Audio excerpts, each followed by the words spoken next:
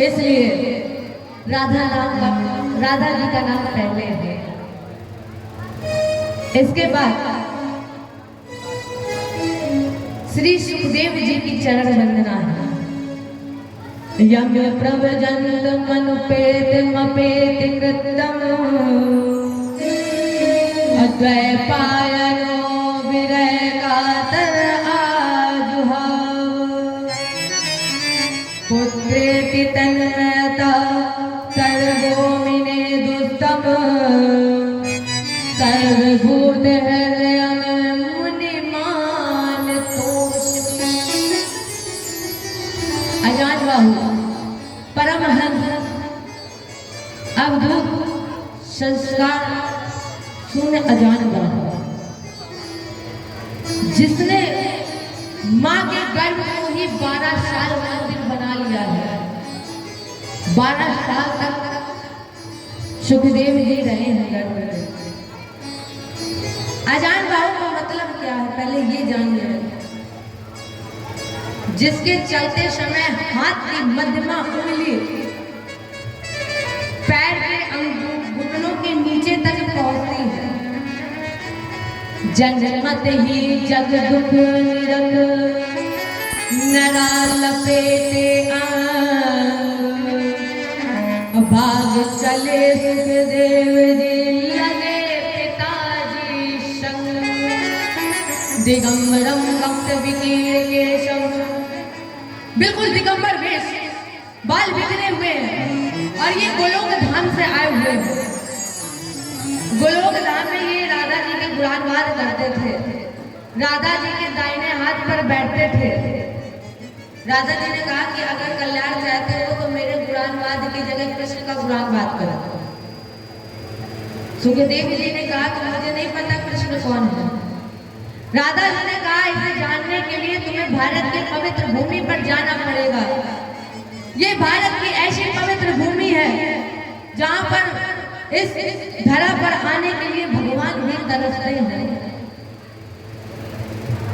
राधा जी का आदेश मिला और सुखदेव जी चले गए। इधर नारद जी बीड़ा उठा, इनका एक काम हमेशा लड़ाई कराना। नारद जी ने कहा कि सबकी लड़ाई कराई, सबकी लड़ाई हुई, लेकिन मैया पार्वती और भोलेनाथ की लड़ाई नहीं हुई। इधर नारद जी उठाए भैया पहुंचे मैया पार्वती जी के पास। इधर शंकर जी समाधि में गए थे। नारद जी ने कहा माता एक बात बताओ, आपसे पति कितना प्रेम करते हैं? माता जी ने कहा आपसे पति मेरे बहुत प्रेम करते हैं। नारद जी ने कहा तो फिर आप मुझसे ये पूछिए। अच्छा एक बात बताइए, आपसे इतना प्रेम करते हैं तो भोले बाबा ने आपको ये बताया कि भोले बाबा नृत्य बहुत अच्छा कर लेते हैं? मैया पार्वती बोली ये तो बताया ही नहीं कि भोले बाबा नृत्य भी अच्छा कर लेते हैं। नारद जी ने कहा कि मैया आपकी बात भोले बाबा आए तो पूछ लीजिएगा। और इधर नारद जी का जाना हुआ, उधर से भोले बाबा आ रहे हैं। भोले बाबा समझ गए कि ये नारद जी आए, इसका मतलब कुछ ना कुछ करके गए हैं। अब देवी भी बैठ गए गुस्से में। भोले बाबा आए, पूछे देवी क्या हो गया, इतने गुस्से में क्यों बैठे हो? मैया ने कहा स्वामी एक बात बताओ। भोले बाबा ने कहा पूछो। मैया ने कहा देवी आप मुझसे प्रेम करते हो? भोले बाबा ने कहा इसमें कोई शक? अरे हम तुमसे बहुत प्रेम करते हैं। मैया ने कहा कि अगर आप हमसे स्वामी इतना प्रेम करते हो तो आपने ऐसी कोई बात है जो हमें बताई ना हो? भोले बाबा ने कहा ऐसी कोई बात नहीं जो तुम्हें ना पता हो। देवी ने कहा स्वामी एक बात हमें नहीं पता है। कौन सी? बोले बाबा आप नृत्य बहुत अच्छा कर लेते हैं, ये बात आज तक आपने हमें नहीं बताई है। और जब आप नृत्य अच्छा कर लेते तो फिर नाच के दिखाओ। बोले बाबा बोले देवी ये बात तुमने सही कही, हम नृत्य बहुत अच्छा कर लेते हैं, लेकिन एक समस्या है। क्या? देवी मेरे गले में ये जो मुंड माल देख रही हो, मेरे सर पर जो गंगा जी है, अब मैं जरा सा भी नृत्य करके दिखाया और ये अमृत, मेरी गंगा जी अमृत भी तो है, ये अमृत अगर मुंडमाल में गिर गई तो जितने भी सर हैं सब जीवित हो जाएंगे, और जब ये सर सब जीवित हो जाएंगे तो तुम्हारी सौतन बन जाएगी। अच्छा आप ही बताओ, कोई देवी ये चाहेगी कि घर में सौत आ जाए? नहीं जाएगी। जैसे ही भोले बाबा ने कहा कि ये सब जीवित हो जाएंगी, तुम्हारे सौत बन जाएंगी, और जैसे ही भोले बाबा ने कहा तुम्हारी सौतें बन जाएंगी, देवी ने कहा तो फिर नृत्य मत करो, मत करके दिखाओ नृत्य। अब इधर नारद जी सोच रहे थे कि हम तो लड़ाई कराने गए थे और देवी जी इतनी जल्दी मान गए। दूसरे दिन फिर भोले बाबा गए, उधर से नारद जी आए। नारद जी ने कहा कि माता जो हमने आपसे कहा था वो आपने प्रश्न पूछा। माता जी ने कहा पूछा, क्या कहा उन्होंने? उन्होंने कहा ये बात सत्य है कि हम नृत्य अच्छा कर लेते हैं, और उन्होंने एक बात और कही है। क्या? अगर हमने नृत्य कर दिया, ये जो अमृत है ये मुंडमाल में गिर गई, ये सब जीवित हो जाएगी, तुम्हारी सौत बन जाएगी। इसलिए हमने कह दिया कि फिर नृत्य करके मत दिखाओ। नारद जी ने कहा कि भैया बस यहीं पे गलती हो गई आपने। क्या? भोले बाबा ने कहा कि ये सब सौत बन जाएंगे। अरे मूर्ति ये है कौन जिसके जीवित होने से ये सब हमारी सौत बन जाएंगे? ये तो आपने पूछा ही नहीं कि ये सर किसके हैं, कौन है ये? देवी जी ने कहा कि लग रहा हम चूक गए हैं। नारद जी ने कहा हम चूकने नहीं देंगे, अभी आ रहे होंगे, पूछ लेना कौन सी अभी देरी हुई है। नारद जी फिर निकले, उधर से भोले बाबा फिर आए। अब की बार देवी जी बड़े गुस्से में बैठे। भोले बाबा ने देखा कि आप तो बड़ी गुस्से में हैं। गए पूछे देवी आज क्या हुआ, इतने गुस्से में क्यों हो? देवी ने कहा स्वामी आपने हमसे बोला कि हम नृत्य अच्छा कर लेते हैं, हम नृत्य करेंगे तो ये सब अमृत जब गिरेंगे मुंडमाल में ये सर सब जीवित हो जाएंगे, हमारी सौत बन जाएगी, लेकिन ये है तो हमारी सौत बन जाएगी, ये तो बताओ पहले। भोले बाबा ने कहा देवी ध्यान से सुनिएगा, हम आपसे इतना प्रेम करते थे कि जब आप इस धरा से जाती थी तो हम आपका सर मुंडमाल की माला बनाकर धारण कर लेते थे, इतना प्रेम करते थे आपसे। देवी जी ने कहा फिर आप? भोले बाबा ने कहा हम तो अजर अमर हैं। मैया ने कहा तो फिर अब हम भी नहीं मरना चाहते हैं। तो भोले बाबा ने कहा कि इसके लिए तुम्हें सुननी पड़ेगी अमर कथा।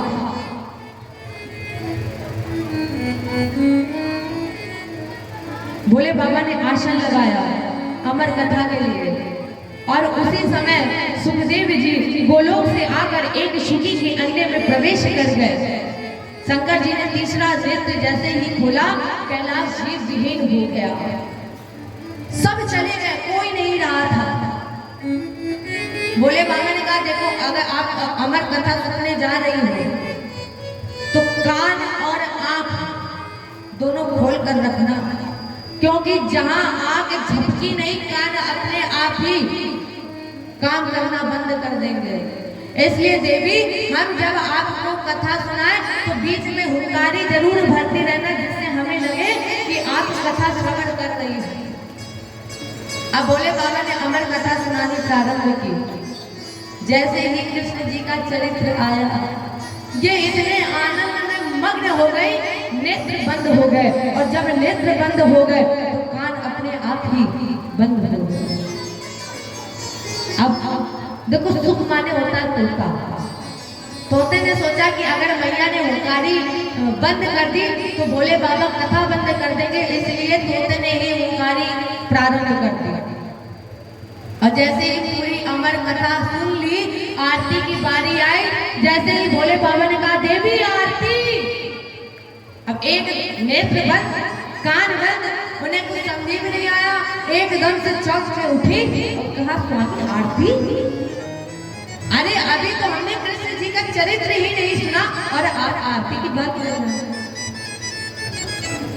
भोले बाबा ने कहा कि फिर ये अमर कथा सुनी किसने? जैसे ही भगवान शंकर ने तीसरा नेत्र खोला, सुखदेव जी भाग खड़े हुए। अमर कथा को सुनने वाले को ही आज भोले बाबा ने त्रिशूल फेंक दिया। और जैसे ही सुखदेव जी भाग खड़े हुए, उधर वेद व्यास की पत्नी अर्री छत पर बाल सुखा रही थी। अचानक से इन्हें जम्बाई आई और सुखदेव जी उन्हीं के गर्भ में प्रविष्ट हो गए। जन्मत ही जग दुख निरंतर 12 साल तक नहीं आए, गर्भ में रहे हैं, गर्भ को ही मंदिर बना लिया। जब 12 साल हो गए, अर्री जी ने कहा वेद व्यास जी से, स्वामी ये बच्चा जन्म ही नहीं ले रहा है, मुझे बहुत पीड़ा हो रही है, मुझे बहुत कष्ट हो रहा है। वेद व्यास ने कहा बेटा जन्म लो, बेटा जन्म लो। सुखदेव जी बोले नहीं पिताजी, मुझे पता है मैं जब इस धराधाम पर आ जाऊंगा तो मैं माया मोह के बंधन में बंध जाऊंगा, इसलिए पिताजी मैं जन्म नहीं ले रहा। वेद व्यास जी ने कहा बेटा जन्म ले लो। और जैसे ही जन्म लिया, जन्मत ही जग दुख निरंतर लपेटे अंग, भाग चले सुखदेव जी लगे पिताजी संग। नारा भी नहीं हुआ, सुखदेव जी आगे आगे भाग रहे हैं और वेद व्यास जी पीछे पीछे भाग रहे हैं। वेद व्यास जी चिल्ला रहे हैं बेटा लौट आओ, लेकिन सुखदेव जी अपनी मस्ती में ही भागते चले जा रहे हैं। वेद व्यास जी चिल्ला रहे बेटा लौट आओ, लेकिन सुखदेव जी पर कोई असर नहीं अपनी मस्ती में। इधर आगे चलते हुए कुछ महिलाएं स्नान कर रही थी निर्बल। सुखदेव जी निकले, उन महिलाओं में कोई असर नहीं हुआ। जैसे ही वेद व्यास जी निकले, उन महिलाओं ने तुरंत वस्त्र धारण कर लिए। वेद व्यास जी ने पूछा एक प्रश्न है, आप हर प्रश्न का उत्तर दे दीजिए। उन माताओं ने महिलाओं ने कहा कि जी बताइए कौन सा प्रश्न है। वेद व्यास जी ने कहा मेरा जवान बेटा अभी अभी निकल कर गया है, मेरा जवान बेटा अभी अभी निकल कर गया, तुमने उसे देखकर वस्त्र नहीं पहने, मैं तो बूढ़ा हो गया हूं,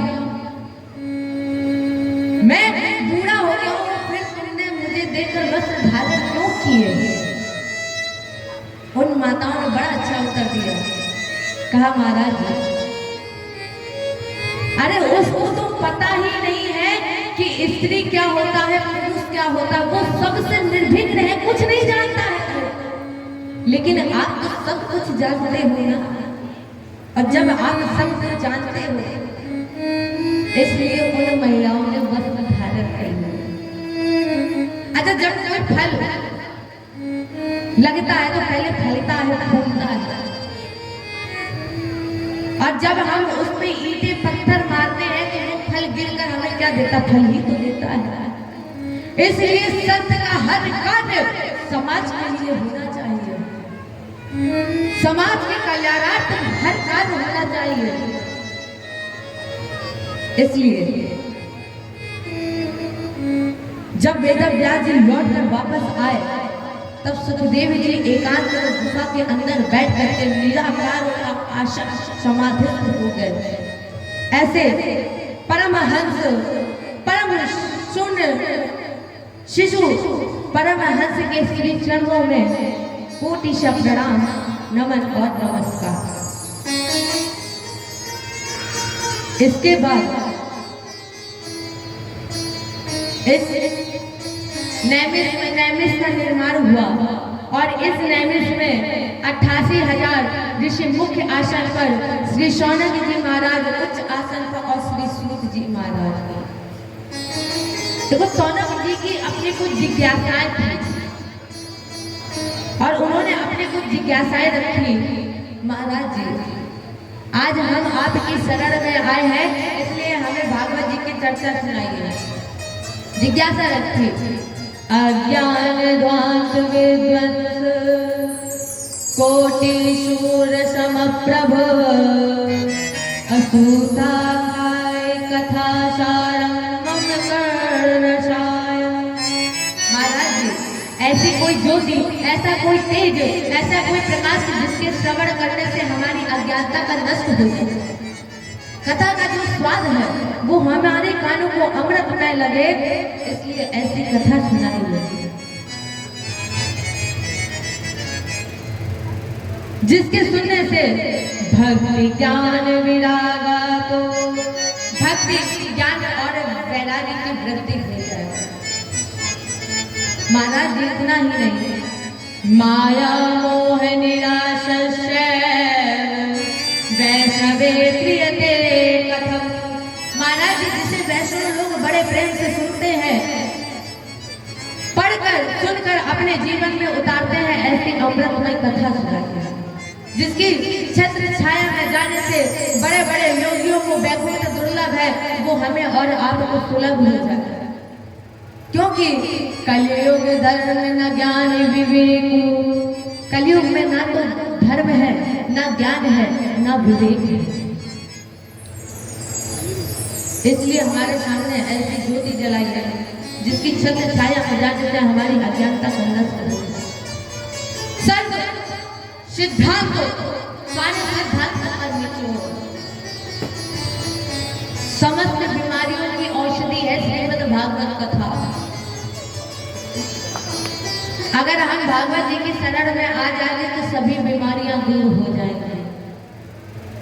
इसलिए अब हम तुम्हारे सामने सभी सिद्धांतों का निचोड़, अब वैसे भी हमारे प्यारे बिना सत्संग के नहीं मिलते हैं, इसलिए सामने से मिलने का सत्संग ही बहाना है। ये दुनिया वाले क्या जाने, ये दुनिया वाले क्या जाने, मेरा दिल तो दीवाना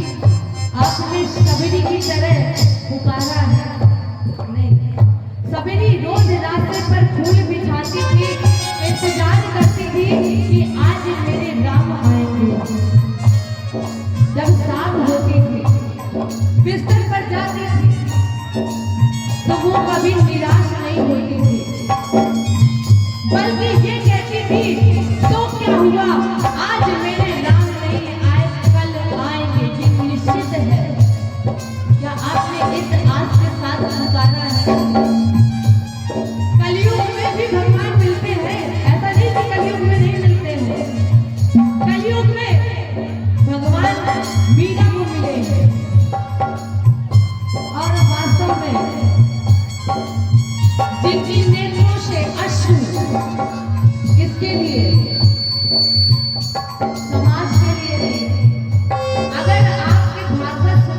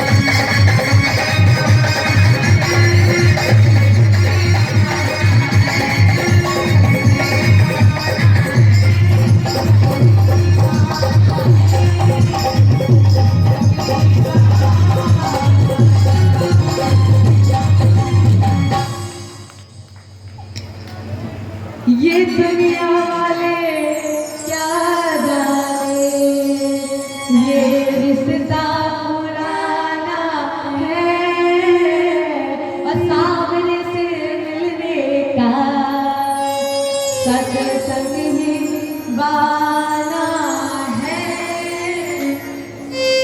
चलिए आपको एक छोटा सा इतिहास सुनाए और इस इतिहास के बाद अपनी वाणी में विराम करें।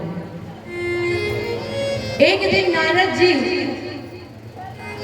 भ्रमण कर रहे थे, अन्य तीर्थों का दर्शन किया, भ्रमण करते पहुंचे वृंदावन में। और जब वृंदावन में पहुंचे तो उन्होंने एक विचित्र स्थिति देखी। एक युवा लड़की, गांव पर 2 पुत्र मृत थे। पहले तो नारद जी ने सोचा कि जाएं और उनसे पूछे, देवी तुम कौन और ये दोनों पुत्र कौन हैं?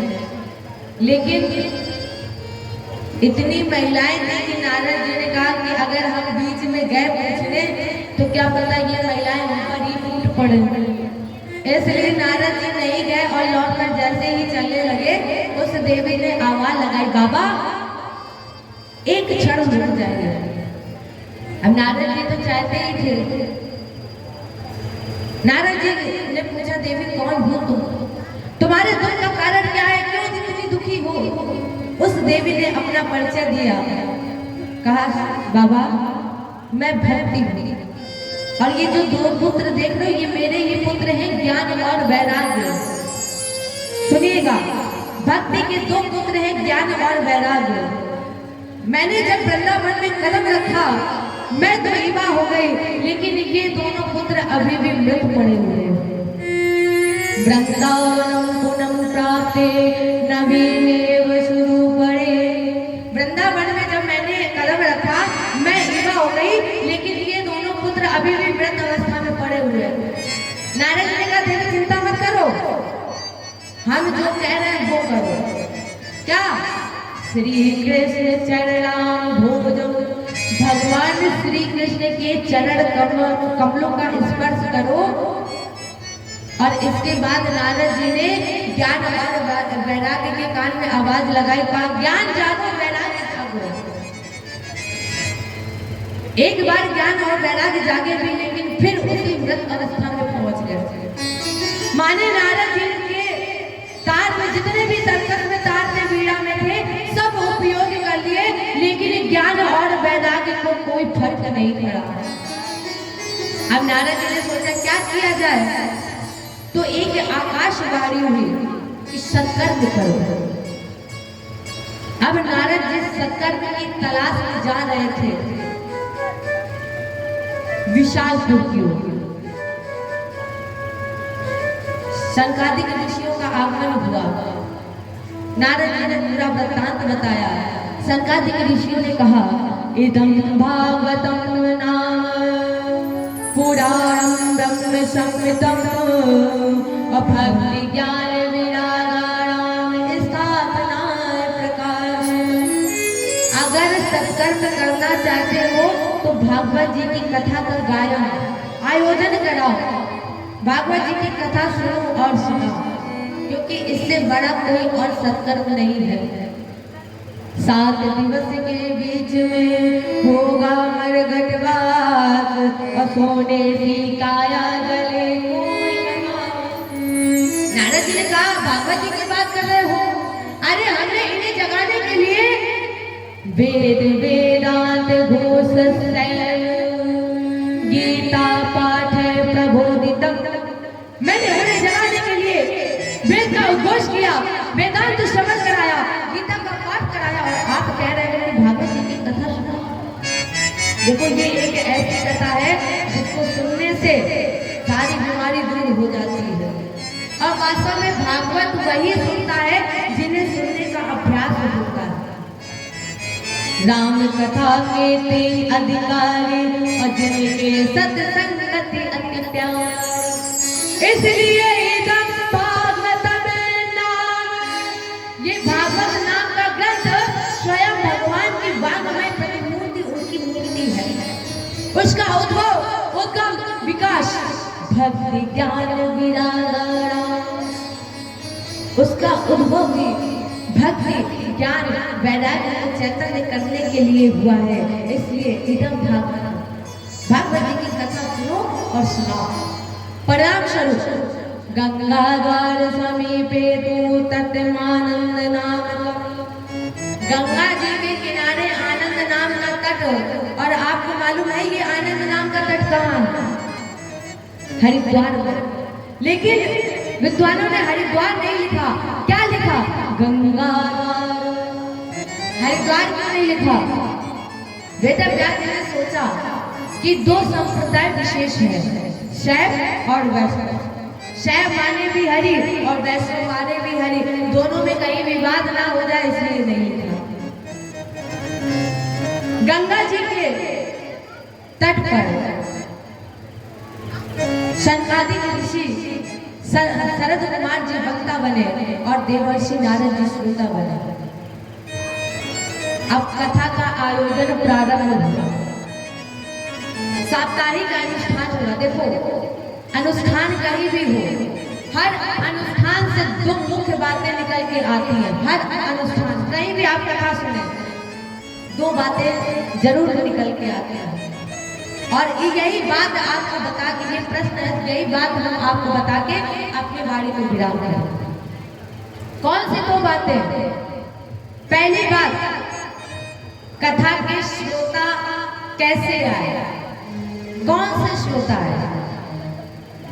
कथा के श्रोता कैसे आए? कौन से? क्योंकि आजकल जब कथा का आयोजन होता है तो महीना पहले से ही तैयारी, पर्चे बटना शुरू कि इस दिन इस तारीख को फैलाने लोग आ रहे हैं। और पहले जब कथा होती थी तो अचानक ही कथा रख दी जाती थी, तो वो श्रोता कैसे आए? कौन से श्रोता आए? हमारे जैसे कामी विषय लोभी कपट नहीं, फिर कैसे आए? भृगु वशिष्ठ देव चमन गौतम वेदव्यास जी माने बड़े बड़े संत आए हैं। धीरे धीरे करके जैसे ही 7वां दिन हुआ, कथा का विश्राम हुआ, महात्माओं वहां एक आश्चर्य हो गया।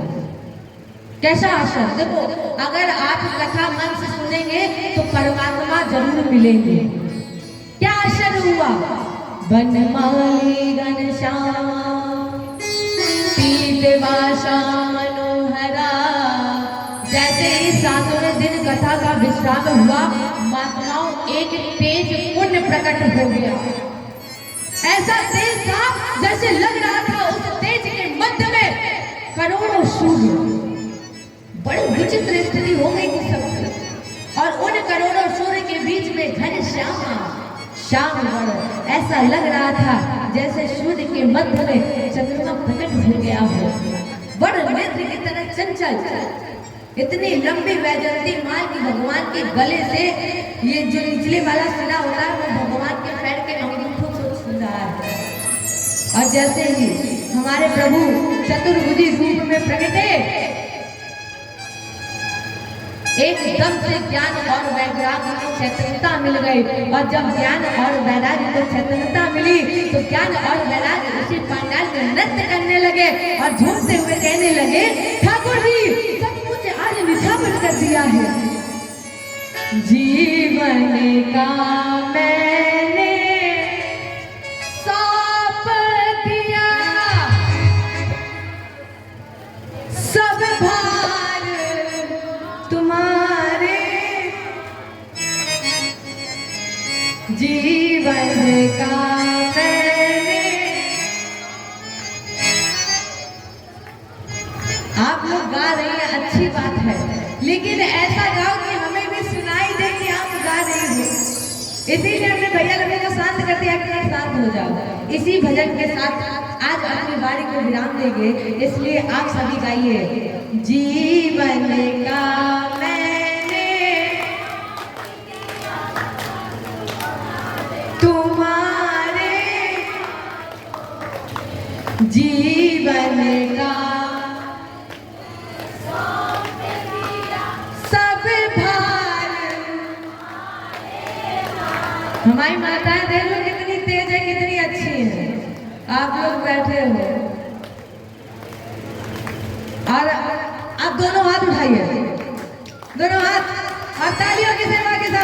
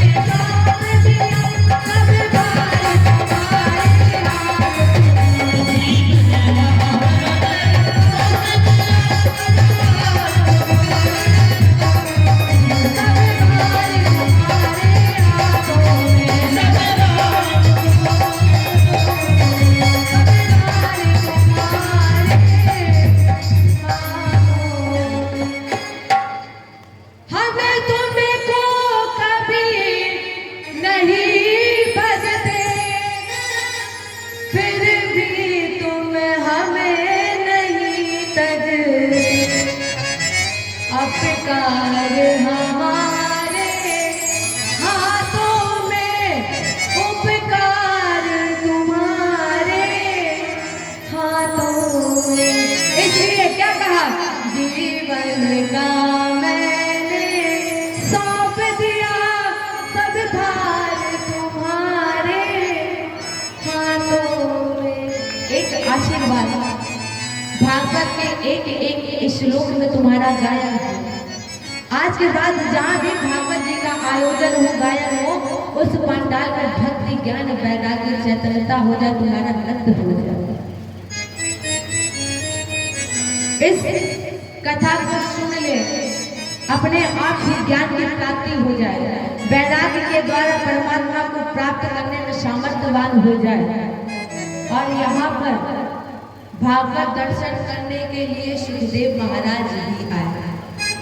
और जो दूसरा बिंदु था वो हम आपको कल ठीक 8 बजे बताएंगे। अपनी वाणी को विराम देते हैं और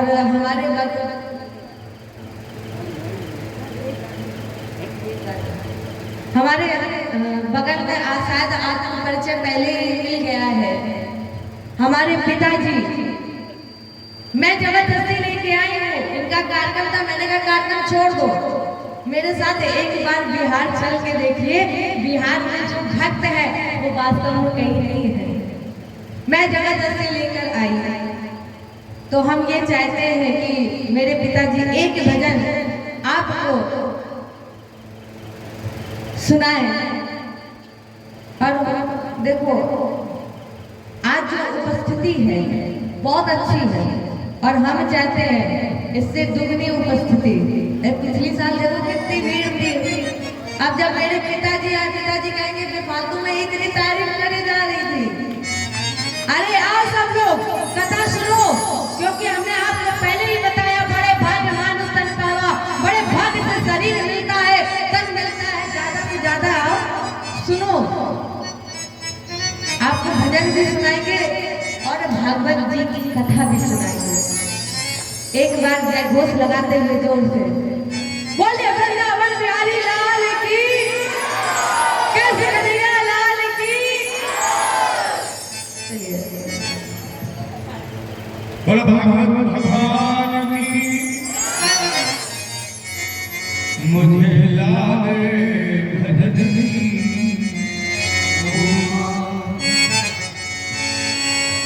मुझे लागे भजन की ओ माला,